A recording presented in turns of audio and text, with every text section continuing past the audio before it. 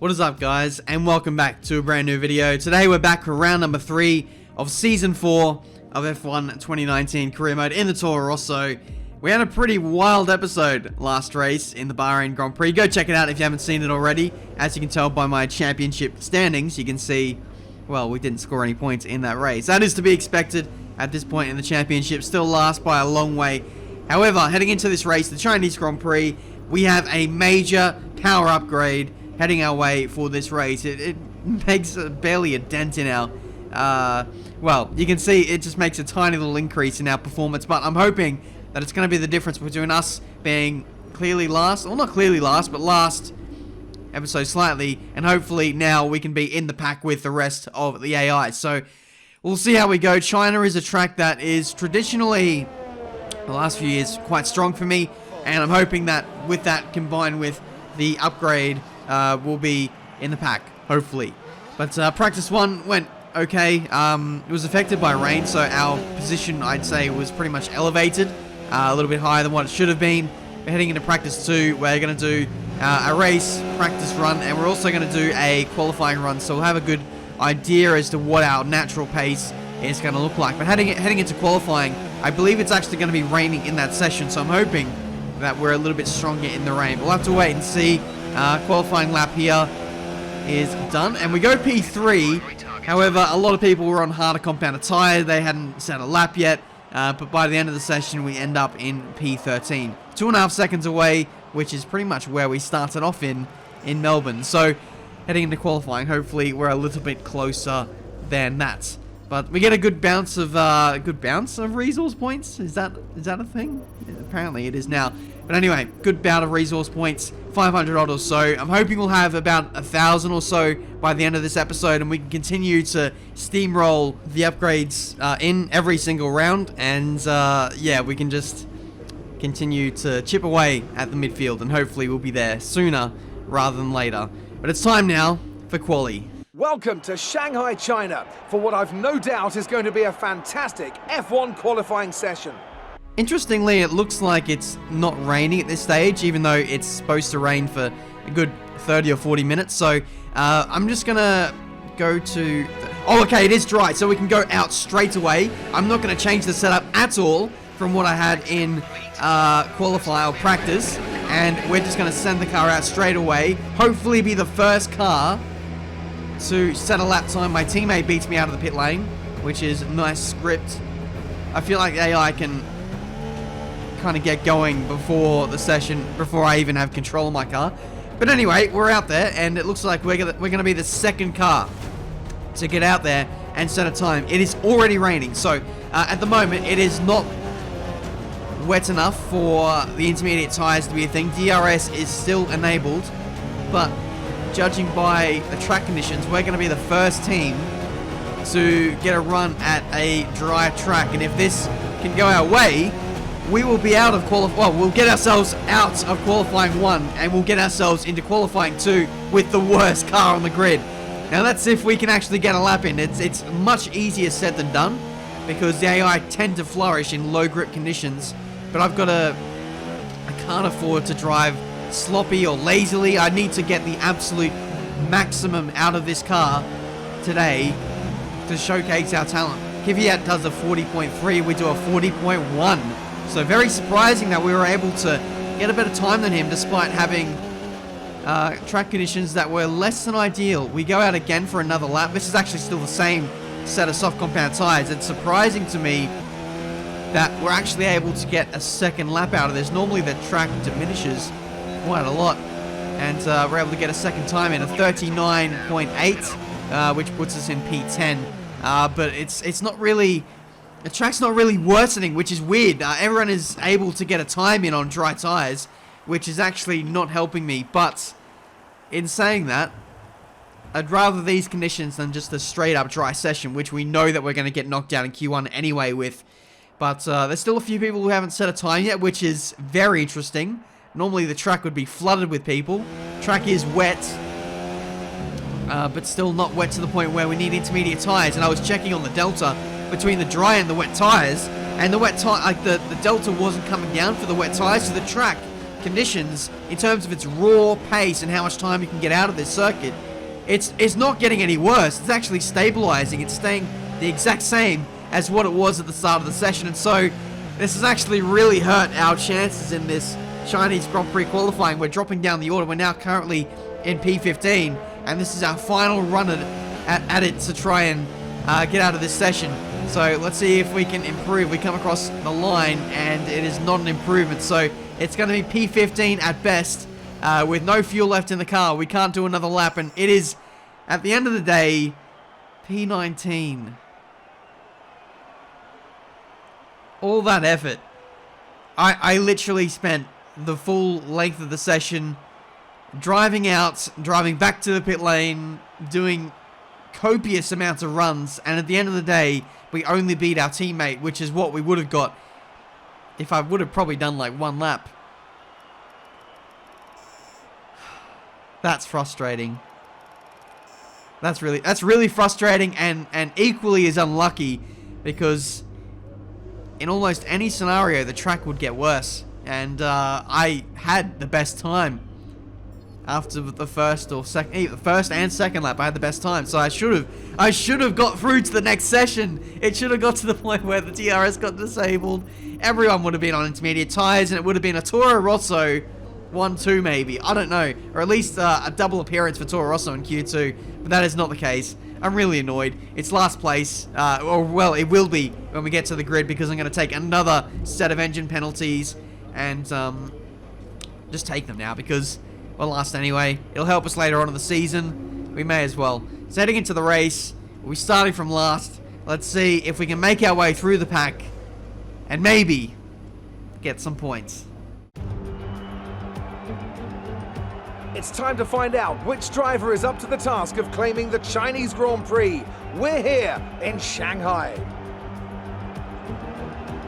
And it's an absolute pleasure to be joined once again by Anthony Davidson. Let's talk about Day. As ever, the threat of unreliability is never far away, and indeed they'll be starting out of position today due to a power unit component change. So it's going to be a difficult task to move forward from there. But on the bright side, at least those fresh components can help them maintain the power they need to come through the pack. I expect to see them take a more aggressive approach today to make up for the compromised start. You're lower on the grid than we wanted. See to it that we improve throughout the race. I'm running lower on the grid because I took a grid penalty. Jeff, calm down. But here we are for the Chinese Grand Prix. We're not going to take any crazy risks with the strategy. We're going to use the two hard compounds for the first time, probably since Season 1. It's been a long time since I have ever touched the hard compound tire. We are doing so today. I did have a little play around with trying to go mediums to softs, and I think it is viable. I think it is possible, but I don't know if it's faster.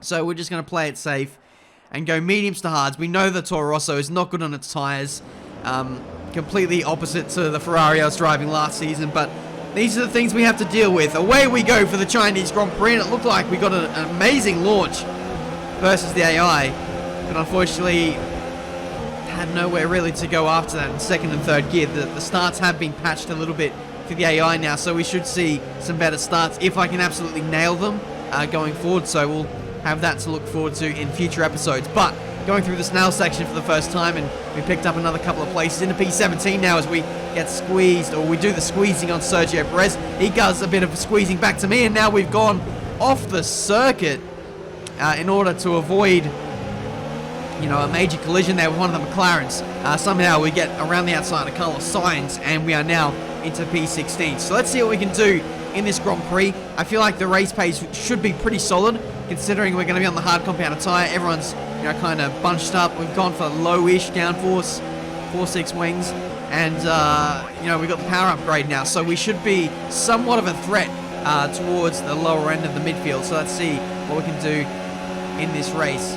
We've underfueled the car, and that's because we found out that the fuel consumption isn't too bad in this Toro Rosso. That's one thing we do have going for us. So we'll see if we can utilize that side by side with Lando Norris, and we touch tires, or touch side pods there on the run into the last corner. The leaders there checking out in the Alfa Romeos. They are absolutely flying at this stage. Lando Norris looks like he's flying as well as he tries to put a move on Romain Grosjean into the hairpin. And we're going to see if we can follow him through. Can't quite get the exit that I desired there, as Grosjean didn't really go nowhere off the traction phase of the corner. And now Norris gives him a big squeeze through the final corner. And we get both of these guys on the run into the first corner. We have now moved up into P14. And we got a touch there from Norris, which almost sent us into the inside barrier up against the pit wall. Thankfully, we were able to catch that. Here's Norris and the replay. You can see he just moves over ever so slightly. You're not going to see it all too well on that replay, but on this angle, you'll be able to see it quite clearly. He kind of gets pinched in the middle, and then Norris takes a little bit too much real estate and nearly wipes us out of the Grand Prix. But we are through for P14, and if this was the last race, this would be the ultimate goal of getting P14 and getting the 600-point resource point bonus. But we don't have that anymore. Now the new target is to get 3 World Championship points in the next 2 race weekends, which is a very ambitious target set by the team. But anyway, here's a look at the next group of cars. They're about 3 or 4 seconds up the road. They're not doing too well at the moment. Gasly ahead, they're on fresh mediums. Their tyres are 4 laps old. We think they've got 1 more stop. The time last lap was a 1 minute 34.5. You're losing around 3/10 a lap. The team that I'm mentioning who is not doing too well at the moment is Ferrari. They are well and truly entrenched in the midfield and only barely hanging on to some points at this stage. But we got a little status update on Pierre Gasly. He is a few tenths a lap faster than us. You can see another Williams getting squeezed out by the Ferraris. That's Devin Butler he was trying to overtake there on the run into the middle sector. You can see it's a nice run now, a nice straight line speed. He actually gets the position in the end there, but here's the replay. 3 wide for a Williams and 2 Ferraris. Lewis Hamilton going up the inside of one of the racing points as he squeezes out his teammate and one of the Ferraris, the other Ferrari. God, I'm just losing it today. I'm still sick, by the way, so if my voice sounds a little bit odd, if I'm sounding a little bit nasally, if I make commentary mistakes, I make them every day of the week, but I'm just going to blame that on being not up to 100% just yet. But meanwhile, you can see these guys are still fighting away 2, 3 wide on every straight. It's absolutely ridiculous. Now see Lewis got the inside of Daniel Ricciardo, and now hopefully, well, for his sake, he can clear away and catch up to the leaders. You can see there's a massive gap from the lead Ferrari to like P6. It's absolutely ridiculous on the minimap. Someone's got damage here, I reckon, because there's no way you would leak that much of a gap. The field spread isn't that large, surely. But meanwhile, we've got DRS, or we had DRS on Pierre Gasly and the cars ahead. But unfortunately, we lost that for a couple of laps. And now we've regained it again, as Gasly has now lost touch with that next train of cars. And now we're going to see if we can put the pressure on. I think we're coming in on this lap for a set of hard compound tyres. Let's see as we follow. No, we're not coming in on this lap. It must be on the next lap, sorry. But we got DRS on Gasly. We're going to see if we can get close to him. I actually didn't want to overtake him because I don't feel like I've got better pace than Pierre Gasly in the Renault. I just want to kind of stay with him and follow him, and hopefully he can tow me along towards the guys inside the points. But yeah, it's a really tough situation. I know I don't have the pace of the people I'm racing around me. I'm just putting myself in this position by driving smart, by not getting involved in too many battles, and you know, using all of my fuel, all of my ERS at timely moments, saving battery at the right time, getting good exits, trying to look after the tires as well. And we seem to be, you know, in the hunt for some points today. But we rejoined on the circuit. We actually jumped Pierre Gasly in the pit stop, so that was a really nice moment for us there. And now we're pretty close to Devin Butler and also Daniel Ricciardo, who are just a couple of seconds up the road. So if I can push for the next lap or two, hope that these guys battle a little bit, I might be able to get DRS, and that might tow me along to the next group of cars, which is for the points.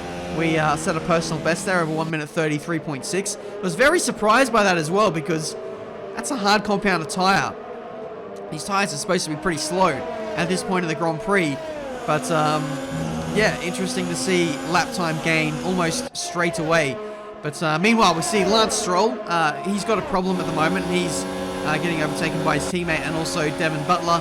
And he'll be falling into our vicinity in the next lap or so. So that should be another point for not another point, another position for us. So let's see if we can get him reasonably quickly. We can't afford for him to hold us up in the middle sector. So we need to go for this move ASAP. I think I might dive him into this next right-hander, turn 4. Let's see if we can go for the dive. He's very slow under braking, and we get that done with a bit of contact, though, right at the hairpin. We are through for P12, and thankfully not being held up in the middle sector. Here's the replay. It was a very bold and ambitious move, but I had to get it done because he was suffering a lot under braking. But there we go. We are through for P11 now. One more position, and we are in the points. 3 races into this new Road to Glory career mode series, and we could be getting the unthinkable. All we need now is a retirement from someone, or a crash, or just something weird to go on for the cars ahead, and we'll be there. But unfortunately, we've got a 3-second time penalty. I was pushing very, very hard at this phase of the Grand Prix. You can see I'm actually losing touch to Daniel Ricciardo. Red sectors pretty much everywhere, and now we are falling into the clutches of Sergio Perez, who is absolutely flying on the back straight. He goes up the inside into the hairpin. Can't quite get that move done. But yeah, now that I'm running in clear air, you can see my lack of pace really starting to show. We started off quite well on the hard compounded tyre in the middle stint, but as this race has worn on, our pace just hasn't been as good. We haven't been able to get slipstream. We haven't been able to get DRS on anyone ahead of us, and we've fallen back into the clutches of Sergio and also Pierre Gasly, and I feel like we might even fall into the clutches of the McLarens, who are a good few seconds behind now. So with 4 laps left to go in this race, the target is to try and finish in front of, both the McLarens of Norris and Sainz. Lucas Weber absolutely flying on his hard compound tyres. You can see Pierre Gasly going up the inside into the 3rd sector. Very, very close there, but we know now with our 3-second time penalty, we're going to lose this position to Pierre Gasly anyway. We're just trying to do our best to stay in front of the McLarens, but it looks like the Renault doesn't exactly have great straight line speed. You can see they're only just getting in front of me at the end of the straight, and that's us, with one of the worst engine packages in the field. We seem to get a really nice exit out of the final Snell section, the run onto the back straight. We seem to have really good drive there, and that kind of gets us out of trouble relative to the Renault. But you can see on the mini-map, the 2 leaders are squabbling quite hard. That's Kevin Magnussen and also, I think, Max Verstappen fighting for the win, toing and froing every single lap. But for us, we're just trying to hold on as best we can. We are now starting to put in some personal best, finally, as the fuel load wears down. But for the majority of this stint, the pace just hasn't been there. I'm supposed to be getting faster and faster as the race goes on, but it's just not been the case. But here's the finish of the race, and that is very close between Kevin Magnussen and Max Verstappen. It is literally a photo finish as they cross the line. You bet we're going to get some replays of this to see what actually transpires. You can see K-Mag pinched on the inside, nearly lost the Grand Prix to Max Verstappen, who was on the outside. If I was K-Mag, I would have been squeezing out Max every single day of the week. Here's a replay. Max actually gets a better exit. But the thing that saves Kevin Magnussen in this race is his straight line speed. He just gets that little burst of acceleration up towards the line, despite not having a better exit or a better run out of the final corner as Verstappen, and he just claims the Chinese Grand Prix. That is an incredibly close battle for the lead, one which I haven't seen since like F1 2015 career mode. No, F1 2016 I had a pretty close fight with Lewis Hamilton for the win at this very circuit. Good times. We are not enjoying such liberties today. P12, and I think it's going to be P13 if we can stay in front of the McLarens, which it will be, which is our best finish of the season. Okay, pick up rubber and bring it home.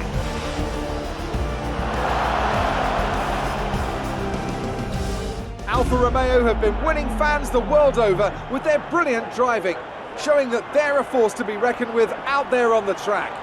They'll certainly be building on that fan base after today's excellent result.